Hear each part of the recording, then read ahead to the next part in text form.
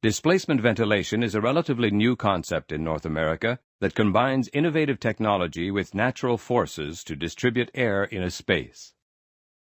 In this unit, we'll explore the concept behind displacement ventilation, its benefits, and how it compares to other air distribution systems.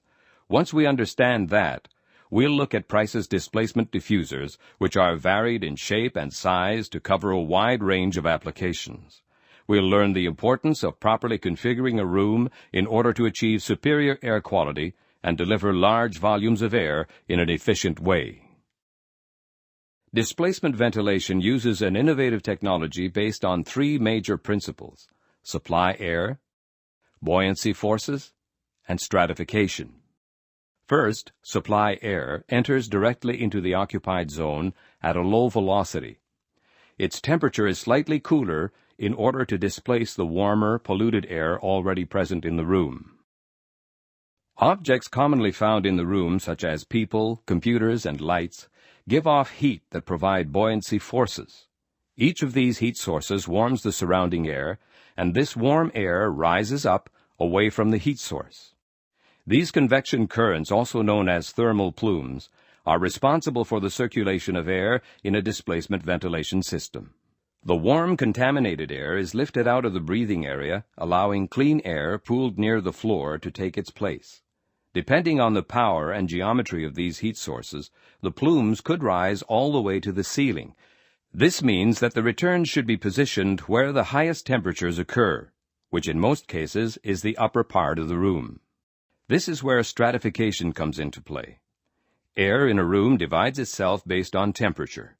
The hotter air rises while cooler air falls. By introducing cool air at lower velocities than a normal mixing system, we're able to flood the lower levels with clean, cool air, thereby pushing the polluted warmer air higher than the occupied zone to be drawn out by high-level returns. Now that you understand the basics of how displacement ventilation works, let's see how it compares to the more conventional mixing system. To determine whether displacement ventilation or mixing ventilation is better suited for each situation, we must understand the differences between them. A conventional mixing system usually introduces cool supply air at high velocities at or near ceiling level. The high outlet velocity causes induction of room air, thereby rapidly mixing the supply air with the room air. This mixing effect minimizes stratification in the room. Typically, supply air temperatures of 55 to 60 degrees Fahrenheit are selected for a mixing system. In a displacement ventilation system, the air is introduced at the floor level, and there is minimal mixing with the room air. Because the supply air is directly introduced into the occupied zone, it cannot be as fast or as cold as in a conventional mixing system. Typically, supply air temperatures of 65 to 70 degrees Fahrenheit are selected for a displacement ventilation system. In most cases, the returns are in the upper part of the room. We'll examine more of these differences in the following benefits section. Benefits. Displacement ventilation offers many benefits. It can improve indoor air quality, increase ventilation effectiveness, save energy and cost, and help qualify for LEED certification. In a displacement ventilation system, since the air is not distributed uniformly like it does in a mixing system, contaminants such as CO2, fumes, humidity, and smoke rise and are removed from the occupied zone. This greatly improves the indoor air quality, or IAQ. In fact, by considering the requirements published by the American Society of Heating, Refrigerating, and Air Conditioning Engineers, also known as ASHRAE, Price's family of displacement ventilation products are designed to be energy efficient, cost-effective, and promote a clean, healthy environment. Ventilation effectiveness can be defined as how effectively airborne contaminants are removed from a room. It can be determined by comparing the level of contaminants in the occupied zone to the contaminants in the exhaust leaving the room. Basically, if there are more contaminants in the return and less in the room, you have a high level of ventilation effectiveness.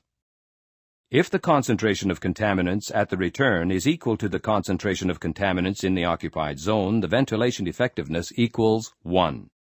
If the concentration of contaminants at the return is greater than the concentration of contaminants in the occupied zone, the ventilation effectiveness is greater than 1. Ventilation effectiveness in a mixing system is typically measured at about 0.8. Displacement ventilation is typically measured between 1.2 and 1.4, providing superior indoor air quality by removing contaminants and supplying clean air more effectively. A benefit of displacement ventilation is its low energy consumption. 3 ways that you can save energy with this system are in fan speed and size, chiller efficiency, and free cooling. Used properly, it can be a cost-effective alternative for handling any building's cooling requirement. In a mixing system, air is introduced into a space at cool temperatures and high velocities. The room air is then mixed equally throughout the entire space. For buildings with high ceilings such as factories or gymnasiums, the energy needed to adequately cool a space is extensive. On the other hand, displacement ventilation only delivers fresh air to the lower areas of the room where it's needed. As a result, there are smaller volume requirements placed on the system. In addition to this, the lower pressure and velocity of the supply air coupled with the reduced fan power greatly decrease energy consumption. Just as the supply air temperatures are higher in a displacement ventilation system, so too are the return temperatures. In a typical mixing system, the supply air temperature is approximately 55 degrees Fahrenheit and the return air temperature is approximately 75 degrees Fahrenheit. In a displacement ventilation system, the supply air temperature is approximately 65 degrees Fahrenheit and the return air temperature is approximately 80 degrees Fahrenheit. The higher return air temperature is beneficial because it allows our chiller to work with a higher coefficient of performance, saving us energy and money. The third point of energy conservation is free cooling. This refers to the concept of using outdoor air for cooling indoor environments. In regions where humidity does not present a problem, and when outdoor temperature is lower than the supply temperature, the system can turn off the chiller and switch to using outside air for cooling. Since displacement systems have a higher supply air temperature, longer periods of free cooling are available throughout the year. Naturally, these benefits will vary depending on your location and climate. All of these benefits can be accumulated towards achieving LEED recognition. LEED stands for Leadership in Energy and Environmental Design and is a national standard defined by the U.S. Green Building Council. The program is based on these primary categories: innovation and design process, sustainable sites, water efficiency, energy and atmosphere, indoor environmental quality, and materials and resources. Points or credits are rewarded for various items in each of these categories. Buildings are deemed LEED buildings if they earn a certain number of points. Displacement ventilation qualifies for LEED points in several areas. Under the category of indoor environmental quality, displacement ventilation provides ventilation effectiveness, low discharge velocities, and supply air temperatures which exceed LEED requirements, earning possible credits.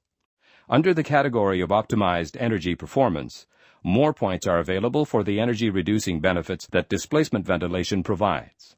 The extremely low noise level of displacement diffusers can be applied towards a credit for exceptional acoustic performance in the Innovation in Design category. To summarize, displacement ventilation qualifies for the following LEED requirements: ventilation effectiveness, thermal comfort, optimized energy performance, and innovation in design. Considerations. As you can see, displacement ventilation offers many advantages. However, there are a few points that you should consider as well. While it is exceptionally efficient in cooling situations, displacement ventilation alone cannot effectively be used in heating solutions. Heated air introduced by the diffuser tends to rise and reach the returns before they get a chance to enter the occupied space, thereby short-circuiting the system. In environments where both heating and cooling are needed, the displacement ventilation system should be supplemented with options such as baseboard radiation, ceiling panels, or fan coil units. Due to the higher temperatures in use, humidity may be a concern with displacement ventilation. The displacement ventilation system has a supply air temperature of approximately 65 degrees Fahrenheit as opposed to 55 degrees Fahrenheit found in conventional mixing systems. At this temperature, less moisture would be extracted at the cooling coil, and humidity could rise to unsuitable levels. In order to achieve proper dehumidification in a displacement ventilation system, we might still cool the circulated air to 55 degrees Fahrenheit, then reheat it to the desired air temperature of 65 degrees Fahrenheit before introducing it into the environment. This can be accomplished in several ways. Most commonly by mixing the warm filtered return air with the conditioned air at the air handler or at the terminal unit. In some cases, a heat exchanger might be used to transfer heat from the return air stream, or in rare cases, a heating coil may be employed. Displacement diffusers must be selected and located carefully to avoid drafts. Generally, occupants should be seated no closer than 2 feet from the diffuser face. A maximum of 40 feet per minute face velocity should be maintained when sizing the diffuser. A simple way to minimize the effect of drafts is to provide a greater total face area. This means using either bigger diffusers or more of them. By installing more diffusers, the airflow is divided among a greater number of locations and the velocity at each of the diffusers can be decreased. By choosing diffusers with particular airflow patterns, you can carefully position a few bigger ones in unoccupied regions of the room. So where can we use displacement ventilation? Displacement ventilation is usually a good choice in the following cases where air quality is a major consideration, the contaminants are warmer or lighter than the room air, the supply air is colder than the room air, the room heights are 9 feet or more, or low noise levels are desired. Displacement diffusers. This section provides a basic overview of diffusers, the different types available, and where to set them up in a room. A wide variety of displacement air diffuser types are available to suit any location needs: rectangular, corner, semicircular, circular, floor-mounted, and custom-built. A wide variety of displacement air diffuser types are available to suit any location needs. We'll look at some common types. Rectangular units are typically placed against a wall or partition. If only the face of the unit is active, a one-way pattern is produced. If both the face and sides are active, a three-way pattern results, with a higher volume capacity. Diffuser inlets are usually at the top of the unit, although bottom or rear inlets are available. Corner units are designed to fit into a 90-degree corner in a room. Supply inlets can be located at the top or bottom of the unit. Flat or semicircular faces are available depending on the desired look. A 90-degree radial pattern is produced by corner units. Semicircular units are typically placed against a wall or pillar. Supply inlets can be located at the top, bottom, or rear of the unit. A 180-degree radial pattern is produced. Circular units can provide high volumes of air to a space because the air is distributed in a complete 360-degree radial pattern. The supply inlet can be located at the top or bottom of the unit. They are usually placed freestanding in large interior spaces such as halls, lobbies, and lounges. Displacement diffusers are available for integration with a raised floor distribution system. The round floor displacement unit produces a low-velocity radial pattern across the floor. Displacement diffusers can be mounted in numerous locations and configurations. Following are some general recommendations for supply diffusers. Rectangular or semicircular units are often located on walls opposite to the exterior windows and walls. For large rooms wider than 30 feet, consider mounting the diffusers on 2 opposite walls. For rooms longer than 15 feet, consider several diffusers along the wall as opposed to one. For large open spaces, diffusers can be placed in the middle of the space. Place more diffusers in areas which have a higher cooling load. Avoid placing large obstacles near the diffuser face. Place diffusers no closer than 2 feet from the occupants. For the air return outlets, it's essential that they be placed at high levels, either on the wall or in the ceiling. The same model types for mixing systems would apply to displacement systems. Locating the return air outlets above strong heat sources will ensure the efficient removal of the heat and contaminants generated by the thermal plume. Design considerations. For all displacement ventilation systems, the load calculations are quite different than they are for traditional mixing systems. The cooling load of a room or a space is determined by the heat sources present, such as lights, occupants, equipment, and solar gain. Because a mixing system cools the entire volume of the space, we must account for all of the heat sources in our calculation. With displacement ventilation, we're only concerned about the occupied zone, or the lower 6 feet of the room. Heat sources both inside and outside of this space contribute a portion of their heat to the occupied zone and to the upper zone. Heat sources transmit energy to the space through both convection and radiation. The portion of a heat source which is convective or radiant will vary by the type of heat source. This table illustrates the portion of convective and radiant load for several common heat sources. In a displacement system, the convective portion of the load rises naturally and is exhausted at the ceiling without contributing to the load in the occupied space. The radiant portion of the load will be distributed between the upper and occupied zone depending on the location of the heat source. Let's examine the lighting in the space and see how the lighting load is divided between the two zones. It's easy to see how overhead lights contribute the majority of their load to the upper zone. A light fixture has a thermal plume, but because it's already in the upper zone, all of the convective loads will be in the upper zone. The radiative component of the lighting load will put a smaller load in the occupied zone as heat is transferred to all surfaces in this space. Solar loads are slightly more complex. When no shading is used, the majority of the solar load falls on the floor, which is in the occupied zone. As the floor heats up, it passes some of its heat to the surrounding air, causing a portion of the load to enter the occupied zone.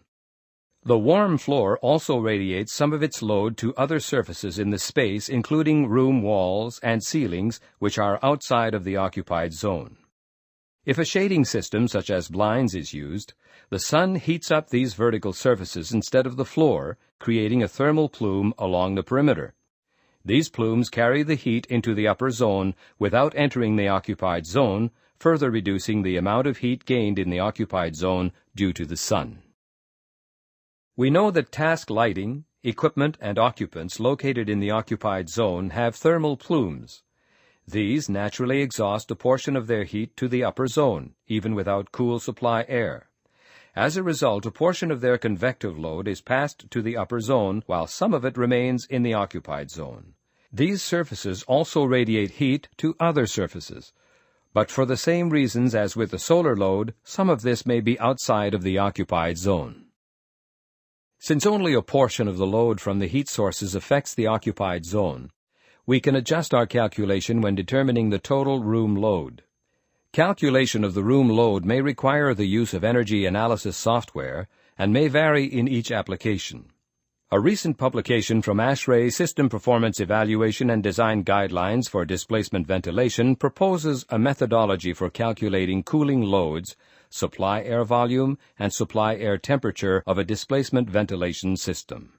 Refer to our design guide in the Displacement Ventilation section of our catalog for a detailed explanation of this procedure. It should be noted that the ASHRAE publication is based on research conducted on offices, classrooms, and industrial workshops. It should not be applied to large spaces such as theaters or atria. Conclusion. We hope that you've enjoyed this look at displacement ventilation. As we've seen, displacement ventilation is an innovative new approach to air distribution that has many benefits and should be considered when configuring your HVAC system. For more in-depth information on what's covered in this training module, you can always refer to the price catalog. Be sure to explore the other units in this price training module to learn more about air distribution as well as the extensive line of Price products available. Price offers a top quality level of service, which is unparalleled in the industry. Price provides effective and knowledgeable customer service representatives as well as application engineering support. You can contact your local Price representative or visit our website at www.price-hvac.com for more information.